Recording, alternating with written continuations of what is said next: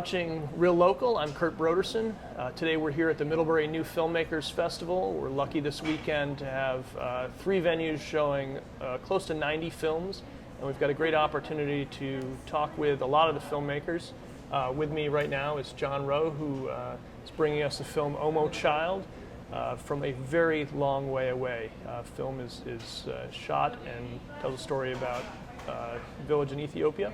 And welcome, John. Thank you so much. You traveled a long way to be here. I think you traveled an even longer way to be filming. We did.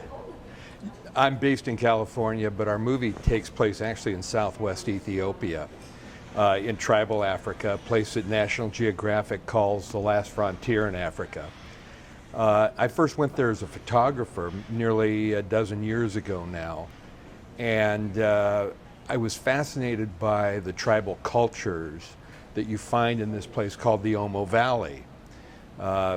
It's a river valley with about 250,000 people, 10 or 15 different tribes, different cultures, and they're really fascinating. Some of the tribes have women who have the lip plates that maybe you've seen, scarification, very, very unusual cultures.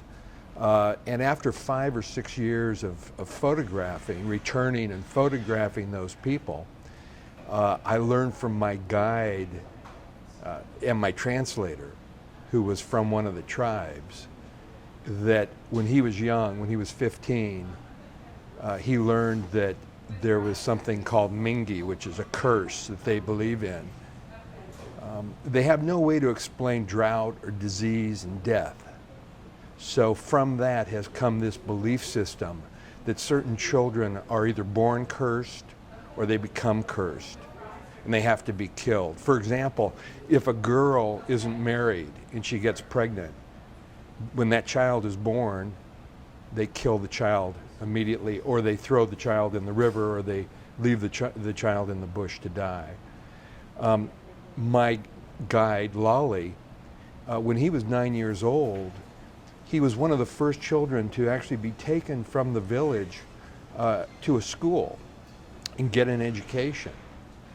So when he was 15 and he saw some elders killing a 2-year-old child, he was completely traumatized, went to his mother in a little hut and asked her what was going on. And his mother explained what Mingi was, that there was this belief in a curse, and in fact that Lale had 2 older sisters who he never knew, who had been killed.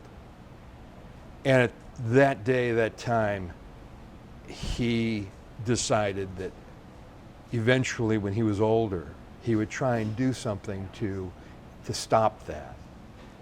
Well, he became a teacher first, and then when I went to the Omo, he became my guide, and as I said, my translator.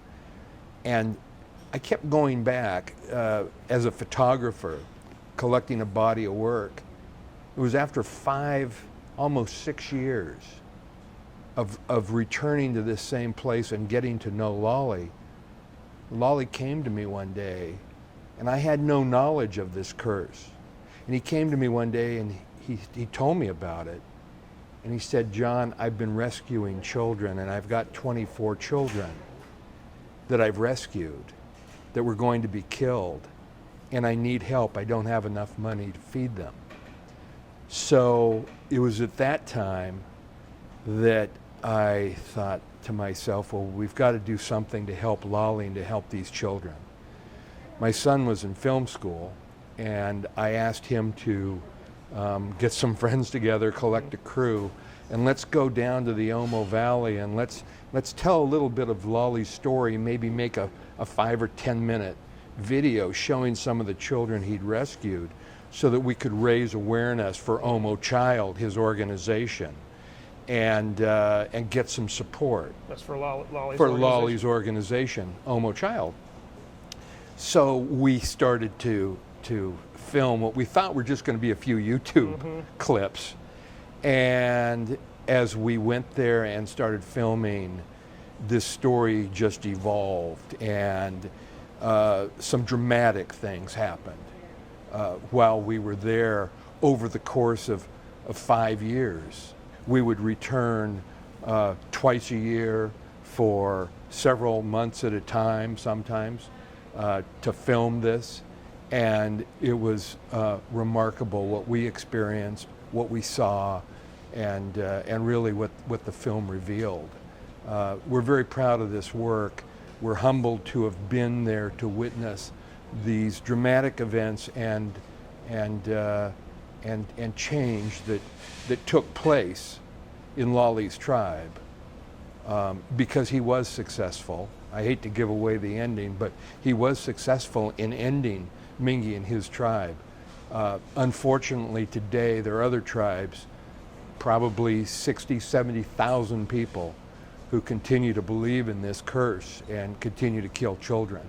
So our filming continues. You know, we've made this movie. This tells Lale's story, but the story of the Omo Valley and the story of the Mingi curse and the killing of children in the Omo Valley continues today, and that's what our movie is about.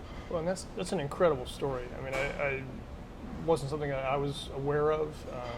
You know, I'm glad that it wasn't just a short YouTube clip and that you were able to, really expand that and tell the story. And I think a great piece of it is that, Lale, it's his story coming out of his tribe, not Westerners coming in saying this is wrong, don't you know better? Exactly. Here it is. But it's not sort of abusing that outsider status. You're exactly right, and it wouldn't be my inclination to go anywhere. I wouldn't go to your house and tell you how to redecorate or anything like that. And you particularly wouldn't go to a foreign land or a different culture and try and make judgments or change on others' culture. But to your point, you're exactly right. It was Lale who decided he wanted to change that. And he simply wanted help in doing that. He's since been honored by National Geographic. He's been honored by the Explorers Club. The guy's quite a hero, and we're very proud of our film. Well, I'm looking forward to watching it now. So thanks so much. Thanks for bringing it to Middlebury. Thank you very much. It's great to be here. Yeah. It's a great festival. Thank you. Thank you.